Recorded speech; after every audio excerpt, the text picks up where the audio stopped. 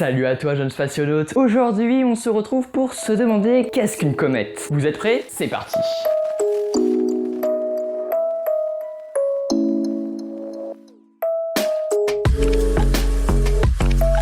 Une comète est formée d'un bloc de glace et de poussière. De près, on pourrait les confondre à un astéroïde. Sauf que la particularité des comètes, c'est qu'elles sont faites en grande partie de glace. Donc, quand elles s'approchent du Soleil, du gaz et de la poussière contenus dans la comète s'échappent et forment une queue qui peut parfois atteindre des millions de kilomètres. Voilà comment on peut différencier un astéroïde et une comète. Les comètes sont des corps célestes plus vieux que les planètes, et même plus vieux que notre propre étoile. Et oui, car le Soleil a capturé lors de son existence quelques petits corps qui sont aujourd'hui des comètes. Bon, on va continuer sur l'origine des comètes. Ces dernières viendraient pour la plupart du nuage d'Oort, possédant un bon nombre de comètes à longue période, c'est-à-dire celles qui possèdent une orbite elliptique de plus de 200 ans. Ils se trouvent très loin du Soleil, à environ 1000 unités astronomiques, c'est-à-dire 1000 fois la distance Terre-Soleil. C'est une zone très vaste, puisqu'elle mesure près de 2 années-lumière. Mais les comètes de courte période, c'est-à-dire celles qui possèdent une orbite de moins de 200 ans, viendraient de la ceinture de Kuiper. Cette dernière s'étend au-delà de l'orbite de Neptune, entre 30 et 55 unités astronomiques. Vous pouvez la comparer à la ceinture d'astéroïdes, qui se trouve entre Mars et Jupiter, car les deux ceintures ont une forme en anneau et sont principalement composées de petits corps, ainsi que des planètes naines. Les comètes ont-elles un rapport avec l'apparition de l'eau sur Terre? Tout d'abord, encore aujourd'hui, l'apparition de l'eau sur la planète bleue reste un grand mystère pour les scientifiques. Ces derniers ont quand même une théorie et pensent qu'elle est arrivée sur Terre par des comètes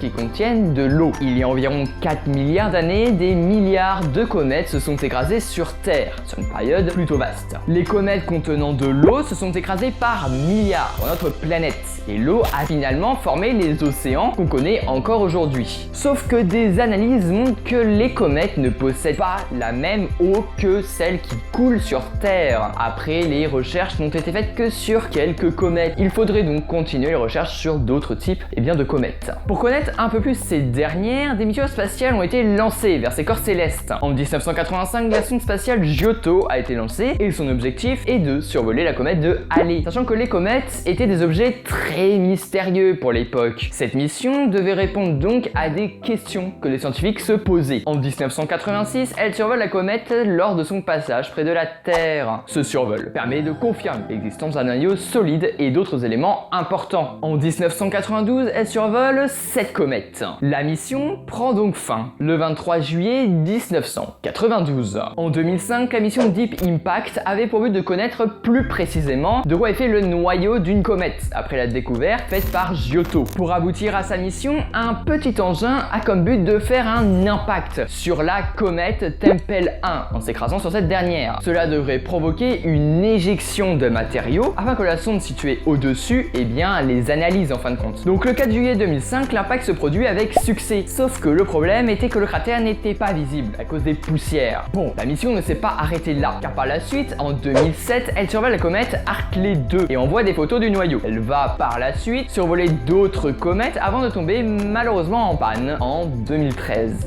En 1999, la sonde Stardust est lancée et son but est de s'approcher de la comète Wild 2 pour récolter des poussières de cette comète puis de revenir sur Terre. En janvier 2004, elle passe près de Wild 2 pour faire sa mission et elle prend quelques photographies de la comète montrant un relief chaotique sur le noyau. En 2011, la sonde survole la comète Tempel 1 et oui, la même comète de la mission Deep Impact afin d'obtenir des images du cratère formé par l'impacteur. En 2004, Rosetta a pour but de survoler la comète Churyumov-Gerasimenko et d'y poser un atterrisseur. Elle arrive alors près de la comète en août 2014 et envoie l'atterrisseur Philae le 11 novembre 2014. Lors de l'atterrissage, le robot Philae rencontre quelques petits problèmes, notamment parce qu'il rebondit sur le sol et se pose à l'ombre. Sauf que ses batteries ne sont rechargeables qu'avec les panneaux solaire. Elle a tout de même pu accomplir la plus grande partie de ses objectifs. La mission permet par exemple de connaître la composition précise d'une comète. La fin de cette mission a été annoncée le 30 septembre 2016. Et voilà, c'est déjà terminé pour cette Minute Astronomie. Si vous a plu, je vous conseille vraiment de vous abonner. Vous pouvez aussi mettre un pouce bleu, vous pouvez évidemment mettre un commentaire. En tout cas, c'était la ref. On se retrouve à la prochaine. A plus.